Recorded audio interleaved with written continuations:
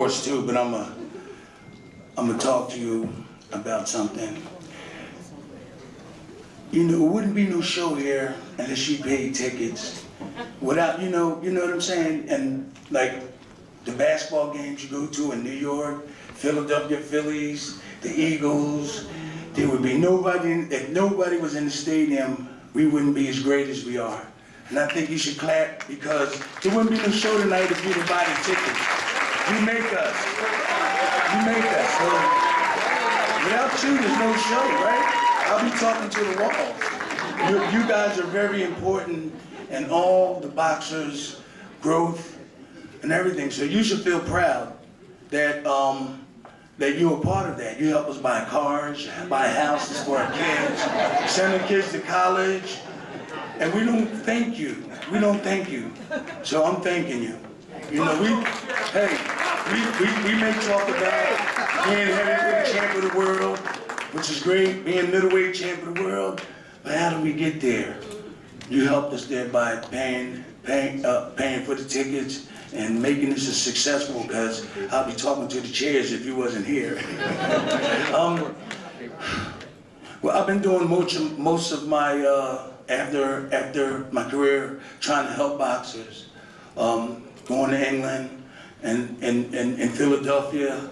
There's like Willie the Worm Monroe just passed away yesterday.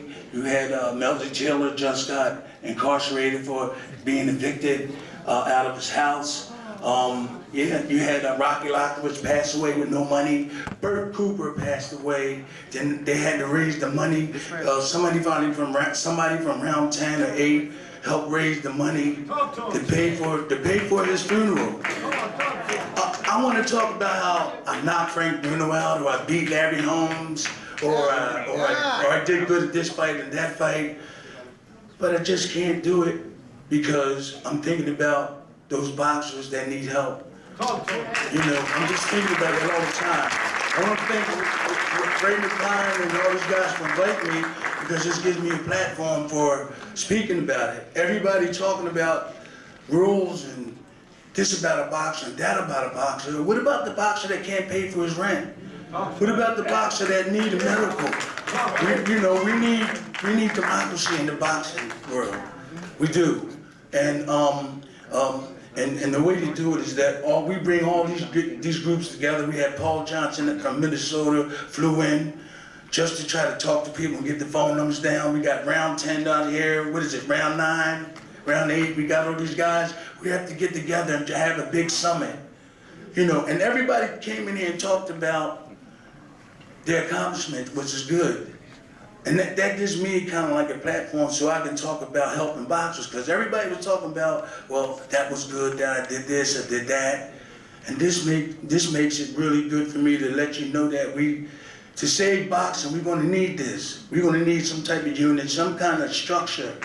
So our boxers, when you relieve the game, you're going to have something to fall back on.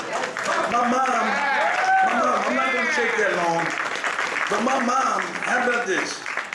My mom, I go to my mom's a preacher, right? My mom's a preacher, so I be going over her house sometimes, and every time I leave the house, she either put a $100 bill in my daughter and give it to her, or sneak it in my pocket or a bag. I get home and my mom called me and say, Tim, there's $100 in that bag. And I'm like, whoa, okay, Mom. I'm tired of her giving me $100 bills. She stuck $200 in my pocket before I came here. You know, yeah, she did. But really what I'd like to say, is everybody think about, I know we're thinking about these good fights coming up, all these different networks, all these champions, all this stuff, but let's think about a union or some kind of organization to help our boxers, okay? So that's the only thing I wanted to say, that I had this in my mind. Matter of fact, I've been going to England, I've been going there for the last 10 years. I seen Roberto. We did a couple shows together, Roberto. I did shows with Sugar Ray Leonard over there. They really love me over there when I go over. My daughter, she's from England. She's from right there, Shania. Shania, put your hands up. Put your hand up. Pick it up high. She's from England. She lives with me now. I got 2 more daughters here. And I have a strong, just give me a couple more minutes. Whenever I had a fight, you know, men supposed to be strong. We're supposed to be strong. And women are strong too. Every time I went to a fight, I didn't call my father. I didn't call my sister or brother. I called my grandma. I called a woman. Right before the fight, I would call my grandma Fanny. They call her gang war Fanny.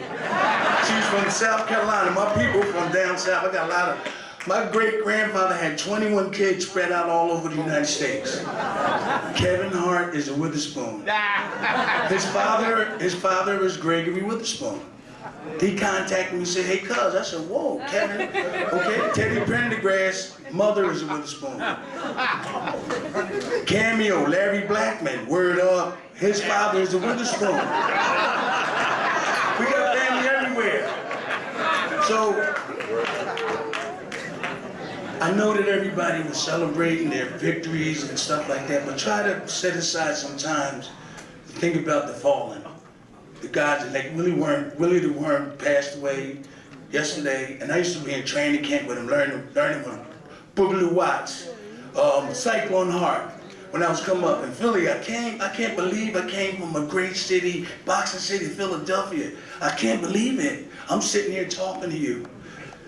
And I just can't, there's no words for it, you know? I can't believe it. Everybody talk about Philadelphia everywhere we go. Philadelphia and England, Philadelphia and Ireland, Spain, I've been to Spain.